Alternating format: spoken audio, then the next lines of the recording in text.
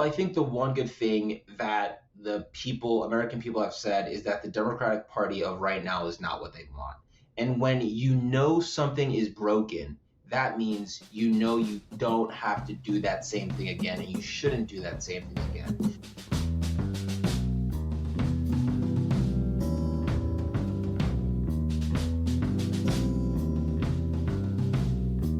Rotimi Adeoye is a writer and opinion columnist at the Daily Beast, covering topics such as American history, voting rights, and constitutional law. He has appeared on MSNBC and various podcasts, and his writing and advocacy have been featured in Teen Vogue, MSNBC, The New Republic, The American Prospect, and Axios. Rotimi lives in Philadelphia, holds a degree in political science from Hobart and William Smith Colleges, and is pursuing a law degree at Temple University's Beasley School of Law. Today, we welcome him onto the program to talk about the election and why the Democratic Party needs a generational change within its leadership. Hi, Rotimi. Welcome to The Signal. Let's jump right into it. How did the Democratic Party lose almost 9 million votes this past election? Biden received about 81.2 million in 2020 compared to Harris's, as of now, about 72.5 million. Never mind having to watch the so-called blue wall of Michigan, Wisconsin, and our own Pennsylvania get bulldozed by Trump, someone who by multiple measures was an extremely flawed and beatable candidate. Well, I think there are a couple things that happened from my perspective. I think first, there was a national or international move against incumbents. I think voters across the world really have been pushing against incumbents. There's a lot of frustration with the system. There's this frustration with, I think, institutions not working for people ultimately. And I think the other thing that really happened is that I think Joe Biden and a lot of the players in the Democratic Party leadership, Pelosi and Obama, I think ultimately tried to orchestrate a scenario that they thought would lead to victory, but ultimately led to failure. Joe Biden stayed in the race way too long. He should have dropped out immediately after the primaries in 2020, not the primaries, midterms in 2022, excuse me, and let there be a primary so the Democratic Party could figure out its vision. I also think I think there were some mistakes made on the Harris campaign, but I think that at the end of the day, building a campaign in 100 days is very difficult. It's very hard. And Joe Biden kind of handing her the keys in the last 100 days really set her up for failure. I think that the Harris campaign, although they did run a strong campaign at times by presenting policy ideas, and I think she really did campaign hard by having big rallies, having these big events, it's very clear that the ego media system in this country is changing in a very serious way. Donald Trump spent way less money on media, but reached more voters because he was doing earned media, different strategy. And Vice President Harris was hesitant to do media at first. You really saw in the first couple weeks of the campaign, there was no media. And then as the campaign progressed, there was a little bit more, but it wasn't as aggressive as Trump. Trump was doing these long 2-hour, 3-hour interviews sometimes at Joe Rogan, different online media publications, and Harris did a couple of those. And so I think voters really saw a difference there. There was a candidate that was willing to communicate and reach them where they were, and Harris was kind of doing some traditional media that really wasn't up to par with what's happening right now. So I do think that the Harris campaign did make some slip ups. But I think ultimately the anti-incumbent mood, and I think the Democratic Party leadership's failure to actually create a scenario where a real party leader could come up as ultimately the two biggest things that I think really led to Trump's successful victory. We're talking about this debate within the Democratic Party. I want to mention Bernie Sanders issued a statement after the election declaring, quote, "It should come as no great surprise that a Democratic Party which has abandoned working class people would find that the working class has abandoned them. While the Democratic leadership defends the status quo, the American people are angry and want change, and they're right." Now, meanwhile, on the other end of that spectrum, in the New York Times, former House Speaker Nancy Pelosi seemed unwilling or unable to concede that her party had been handed a crushing electoral rebuke and rejected Sanders' criticism of the party's direction. Where do you fall in this debate? Well, I think for me, looking at the results, it's clear that a lot of working class voters in the country don't think that the Democratic Party represents their values, period. And, we can point to the successes of Joe Biden's administration, some things that he's done to help the working class. But at the end of the day, working class voters did not feel the things that Joe Biden did, and also did not see them. And the reason why I make that distinction is because when policies are put out, many times it takes a long time for the government to really see the impact of their work. And then also, I think culturally, the Democratic Party does not really represent working class people. What I mean culturally, I think that there are times when the Democratic Party really leans into the academic speak of the intelligentsia base of the party, the college professorial consultant class, and really does use language that comes from that class of people, but doesn't really speak plainly, doesn't really just tell it as it is sometimes, really is doing academic speak like that many times doesn't relate with average people. And I think this capture of the party is something that's been happening for years. And there's been a permission structure that's been created by establishment Democrats because they have felt that social justice issues and the way that they communicate them need to be communicated in this academic way that the party is kind of leaned into. But there's a way to talk about social issues that are really important to the Democratic Party. And most Americans, I fundamentally believe, want to treat people with respect, want to say that people that are different than them have the right to have civil rights. But the way that we have communicated that issue has very much sounded condescending and just flat out rude to many Americans. I think that's why we are where we are. I do disagree with Speaker Pelosi's assertion. I read the article that you mentioned. Something else that she said there that was the Democratic Party wasn't rejected by the American people. And I really do disagree with that. I think the Democratic Party was rejected by the American people. And that means that when voters are telling you you're not buying what they're not buying what you're selling, you need to sell something else. And so I think the Democratic Party has to use this moment as a soul searching time to figure out again who it is instead of just doing the same exact thing over and then hoping they get different results. Yeah, I mean, it seems like a perfect example of self-delusion. Mm-hmm. They lost a popular vote for the first time in I believe a couple decades. Yes. Never mention, the Electoral College was a crushing defeat for them as well. But what's interesting is that if you look at some of the ballot initiatives across the country, folks in both red and blue states want to fight economic inequality and want a more kind of progressive populism. So, for example, like voters in Alaska and Missouri voted to increase minimum wage to $15 an hour, as well as to require paid sick leave. And then in Washington, voters rejected an attempt to repeal the state's capital gains tax on high earners, something that's hauled in $1.3 billion for investments in childcare and early learning, public schools, and school construction.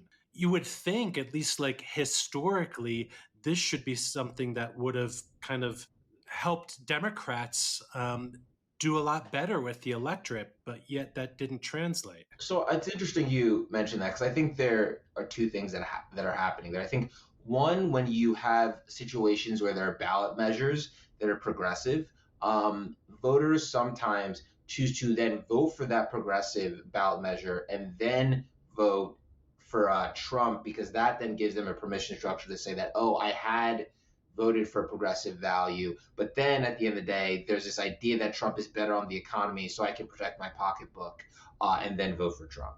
I think also at the same time, what has happened is that the Kamala Harris campaign did not run a campaign centered on real working class populism, really unlike Biden. When you look at Biden, the Biden 2020 campaign, until his infirmities and really the rapid age that he was declining became clear, Main Street versus Wall Street was a very clear campaign message that they articulated. The Harris campaign really articulated in the top opportunity economy message, very much catered towards entrepreneurs, very much catered towards people that were already maybe college educated and trying to move into that upper echelon of really American economic status. And then Donald Trump, with his message, didn't really offer any working class particular policies, but just said, I understand your pain. I understand the fact that groceries are too high. I understand the fact that rent is too high. And I am blaming immigrants, which they're not the reason why the economy is bad. But he picked a boogeyman, blamed it on them, and said, I'm going to fix the problem. It was very simple. 1+1 is 2. Kamala Harris's message was 2+2 = 4, and then 4 is like it just didn't make it was very confusing. And I think the American people just wanted a simple solution to the problems they were facing, and Donald Trump offered it.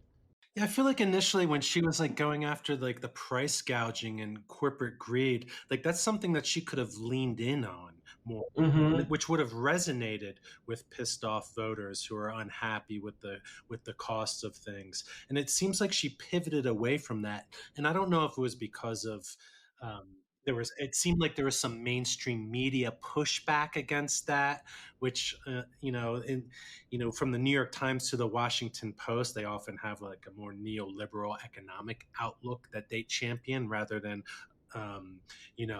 they often refuse at the same time to kind of embrace the progressive populism of policies like combating price gouging.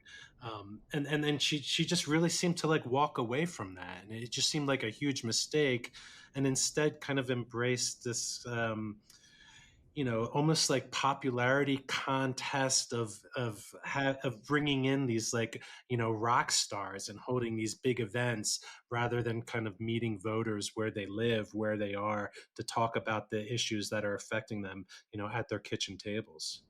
Yeah, no, I definitely agree, and I think that's something that I've been really talking about a lot. Is I think the one of the biggest issues I think is the Democratic Party right now is the mainstream media elite class has basically sold a lot of lies to the Democratic Party base, and then once those things don't pan out in the way that they do, the base of the party gets very angry and then blames people that were pointing out the real errors all along. So an example of that would be that the mainstream media for a long time told the Democratic base that Joe Biden's infirmities were not that serious and that people would view Joe Biden as the next FDR. And during the election cycle, even after Joe Biden dropped out, there were plenty of elite reporters in the elite class that were lying to the Democratic base and saying that Joe Biden should have stayed in the race and he was actually as sharp as a tack, and these infirmities were not clear, and he was or were simply not were clear, and he should not step aside. And many Democratic voters believe that still to this day. And now that they saw that Kamala Harris lost the race, they believe that Joe Biden would have won the race, which we all know is not true because there was a memo that the Biden team had that said that if they stayed in the race, he would have lost by 400 electoral votes, similar to a Reagan landslide. So honestly, sometimes even when I look at this, I even think that it's so good that Kamala Harris ran because she saved us from a worse situation where imagine a Senate where Trump had 58 senators and there were 230 House of Representatives Republican. That would be an awful scenario. And I think we are obviously in a scary time right now, and I don't want to make it seem like things are great. They're obviously really scary. We're heading towards a dangerous path with Donald Trump, but it could have been so much worse if Joe Biden stayed in the race. And that's why I really have been talking so much online in particular about really the elite class of the Democratic Party and how they have deluded the base of the Democratic Party into believing all these fantasies and illusions that they have created because they simply love to say them on television because it helps viewership and it makes them money. Yeah, speaking to that, this elite class within the Democratic Party, and as well as like the media elite, another example of them trying to sell something to the Democratic base was free trade, right? Hmm. So, the media was very pro NAFTA, pro Central American Free Trade Agreement, and then the left-wing or progressive Democratic critics like Bernie Sanders or even like former Senator Sherrod Brown or outgoing Senator Sherrod Brown, they were raising the alarm about free trade and how it just exacerbates global economic inequality, how it was offshoring manufacturing jobs, and how it would devastate the manufacturing base in this country, which it did. Then they ceded that ground to Donald Trump, who ran against free trade in 2016, but like you said, with like more of like an upside down critique, where instead of blaming corporate greed, he was blaming immigrants for the outsourcing of American jobs. Let's kind of transition over to the youth vote. The Democrats didn't do great with young voters as well. For example, let's see, 18 to 29-year-olds, I believe it was 43% voted for Trump, and 49% of men voted for Trump in that age bracket. What were you hearing from kind of younger voters about this election and maybe about some of the frustrations that they had? Definitely. Well, so I think the issue with the youth vote, I think, comes down to really two areas. I think it comes down to policy, and I think it comes down to then messaging and articulating that policy. On the policy front, Vice President Harris and Biden did have some things that I think a lot of young people resonated with regarding student loan debt cancellation, and then also I think they did their messaging on abortion was definitely an important issue to young people. I think on the particular issue on the war on Gaza, the Biden-Harris administration was a disaster on talking about that issue to young people, because young people have articulated that they are an anti-war generation for a very long time. And Donald Trump was smart because he very much said that he wanted to end all wars, and he ran on that platform this year. And Kamala Harris said that she wanted to do a ceasefire. She wanted all of these things. She wanted peace. But then, because she was in power and not doing that, people did not believe that. So I think there was an issue there on policy. On the messaging front, I think the Democratic Party failed to actually have messengers that young people could relate to, in particular young men. It's because when you look at the platforms that young men were going on and listening to and getting their news, there was no Democrat alternative arguing the Democratic vision. So when young men are listening to Joe Rogan, they're listening to the Ruthless podcast, all these different podcasts that young men are listening to, Nelk Boys, they only hear the Republican perspective. And that's dangerous because when you are not out in the public square arguing your message, you never are getting the chance to actually speak to the voters that you need to win, which in this particular instance was young people. And the problem with the Democratic Party, and I mentioned this earlier, is that you have operatives and consultants and people in this elite class that are taking their views on the world and what they believe to be right, and then they're injecting it into the campaign, and the campaign is making bad decisions. There's a story that recently came out where an advisor for the campaign said they didn't go on Joe Rogan because some more progressive members of their team didn't like Joe Rogan, and they felt that he wasn't the greatest guy, that issues with his politics. And you can have those issues. We're not going to agree on everything. As Americans, we're all going to have different beliefs on different issues. But at the end of the day, as a campaign staffer, the number one priority is winning.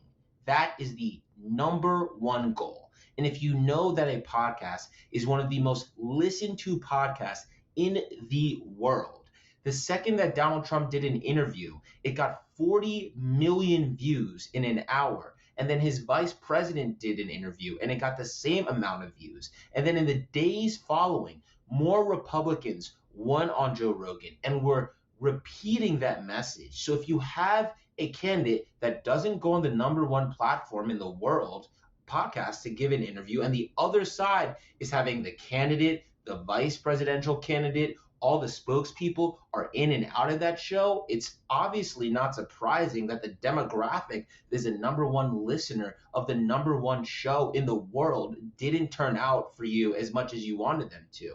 So I really think it comes down to a policy issue, and then again, a messaging issue. And if you notice, it's really those two issues again constantly with the Democratic Party, the policy and the messaging. Yeah, I mean, that seemed definitely penny wise and pound foolish. Do you think part of it was that they were afraid to kind of make mistakes or put themselves in a position where, maybe they would get some like hostile questions where they didn't feel like that they would be able to kind of, control or manufacture what this would look like? Yeah, and I think, but that's the problem is people are tired of these like perfect suits from Washington D.C. that stand up and give scripted speeches and tell you that everything's going to be okay and give you empty platitudes and say, "Oh, life is going to be so good and perfect when I get elected." They want politicians that speak their mind and tell it as it is.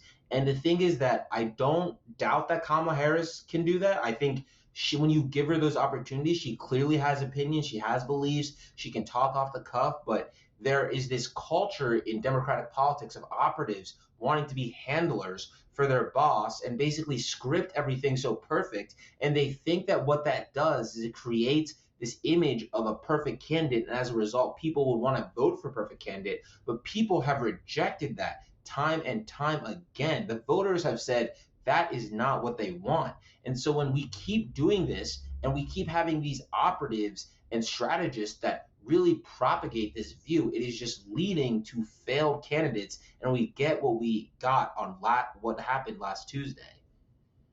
Yeah, it's like they don't understand that doing politics is not like advertising for some kind of product or brand, right? Mm-hmm. You actually have to talk to people, be Yeah. real, and be willing to actually just kind of like maybe like make a mistake, right? Like that's okay. Mm-hmm.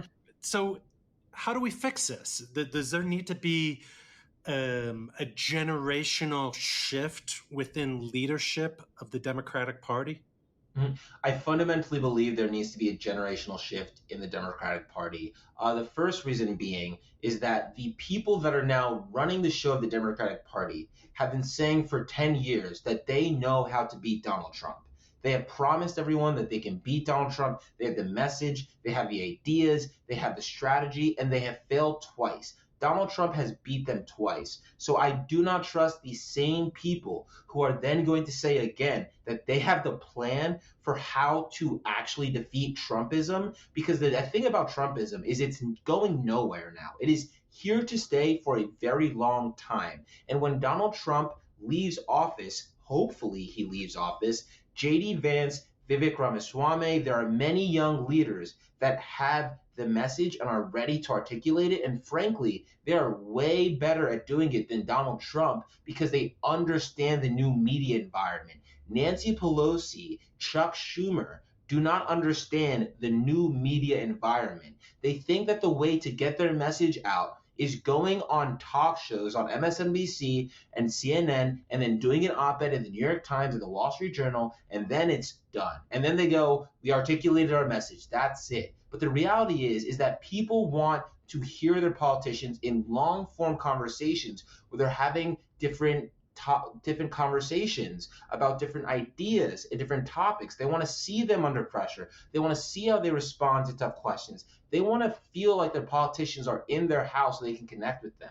And this isn't a new thing. When FDR was president, he started fireside chats. He started these things so people could really connect with him. And the Democratic Party is so reliant on this old communication strategy. And so until leadership changes and there's a new generation of leaders that can actually take the policy and go out and communicate in this new environment, things are not going to change. And so I really do believe there needs to be a generational shift in the party. But the old guard is not going to give up power. So how do we get there? The thing is that never in history do old guards give up power. You need ambitious young people that are willing to push against the system to ultimately get these people to step aside. And I think you've seen some of it already. For example, there have been reports, we don't know if they're true, but there have been very solid reporting that has been done in Georgia that Senator John Ossoff, one of the youngest senators, has been privately pushing to say that the chair of the Georgia Democratic Party needs to step aside. I think that is a great thing. And the reason why that is important is because you have a young leader in the state saying that I'm running for re-election. I am aware of the changes the party needs to make, and I do not think the status quo can continue. On the other hand, you have the same establishment folks across the country and in Georgia who think that everything can stay the same for whatever reason. So I think it's really good that you see young leaders pushing against the status quo, and I really would like to see that happen more. I think that the next DNC chair cannot be someone that comes from the Obama or Clinton era. There have been rumors of Rahm Emanuel taking the DNC chair. I think that would be a disaster for not only the party, but for the country. And I really hope that a younger person can be in that role. Someone like Ben Wilkins, who ran the Wisconsin Democratic Party, did really well. Someone like Clayton in North Carolina. She ran in a red state, and every single row officer in North Carolina won. And I think that is an impressive thing that we should take note of, that a young person was able to do that. And those are the people we need to elevate, because when we elevate young people like that and give them more resources and more opportunities to succeed when they've already succeeded, we're going to get good results for the party and ultimately the country. So moving forward, what do you suggest people do to try to resist and combat what's going to be an aggressive agenda by the Trump administration? And we're already seeing some of the people that he's tapping for his potential cabinet. Any ideas about what people can do starting in their communities? In addition to kind of pushing for this generational change within the Democratic Party? So I think one of the biggest things that Trump has said is his immigration plan. That's something that he's talked about constantly, and from my perspective, I think that is the one thing that he will actually focus all of his energy on. You can tell when you listen to politicians speak that they have issues that they really care about and they're passionate about. For example, when you would hear Kamala Harris talk about abortion, you could tell that this was her issue. And when you hear Donald Trump talk about immigration, you can tell this is something that he really cares about and wants to implement. And so I think that all of us, if we know of people that are undocumented in our communities, we really need to support them, because a mass deportation project will likely affect them. I think if you're someone that's undocumented, I think you need to make sure that you have all the government paperwork that you need to have, and you need to have it set aside. So in case a ICE agent is in your home and there's a raid and you're taken from your home, you know exactly where your documents are. I think that if you're an undocumented person and you have a family member or a child that is a United States citizen and you're not, you need to make preparations for child care for that child in case you are ultimately removed. These are very sad and tough things to talk about, but I think I need to be, as a political writer, I believe I need to be honest with people about what's coming. And I think we all need to really make sure that immigrants in our communities and folks that have undocumented family members or undocumented themselves, we're spending time to make sure they have the resources and community care they need in the coming years, because the Donald Trump administration has clearly made them a target. Finally, are there any silver linings that you can kind of point out to what happened this past election, and more so just kind of like moving forward? Are there any kind of trends that you're seeing, or anything just in general that kind of Democrats can kind of cling to as a kind of a point of hope to kind of work towards and march towards? Well, I think the one good thing that American people have said, is that the Democratic Party of right now is not what they want. And when you know something is broken, that means you don't have to do that same thing again, and you shouldn't do that same thing again. So I think for Democrats, this moment is obviously awful. No one wanted this result, and ultimately the policy outcomes are going to be a disaster for the country, for Democrats, for the world, really. But the upside is that Democrats now know that there has to be a new path forward. The same playbook is not going to work, and there has to be change. And this should give all Democrats the energy to push for that change in their local communities, because where the political power in the Democratic Party starts is in the base. And if Democrats in their communities don't start to push for generational change, changing the people that are in these roles to younger, new faces that are thinking about messaging in this way, thinking about the communication strategy, we're going to be in trouble. But if we do that, we will, I believe, ultimately have victory 4 years, 2 years from now. But it has to start soon, because 2 years is not a long time. goes like that. 4 years, very quick. So we need to really start having these tough conversations right now. Yes, and a lot of these voters can be organized back into the Democratic Party. Even though Trump had a pretty resounding victory, not all of those voters are just dyed-in-the-wool MAGA folks. They're just people that were frustrated with the economy and that they weren't buying, like you said, what the Democrats were selling. Rotimi, thanks so much for taking the time to come on to this show. I hope to have you back again sometime in the future. Everyone, you need to follow his writing at the Daily Beast, and you can follow him on X @_Rotimi A, and I'll leave a link to his Twitter handle in the show notes. Rotimi, thanks again for coming on. No problem. Thanks for having me. This has been The Signal, a podcast by the Bucks County Beacon. I'm Cyril Migaleko, editor-in-chief and host. For more progressive news, analysis, and opinion from Bucks County and beyond, go to www.buckscountybeacon.com.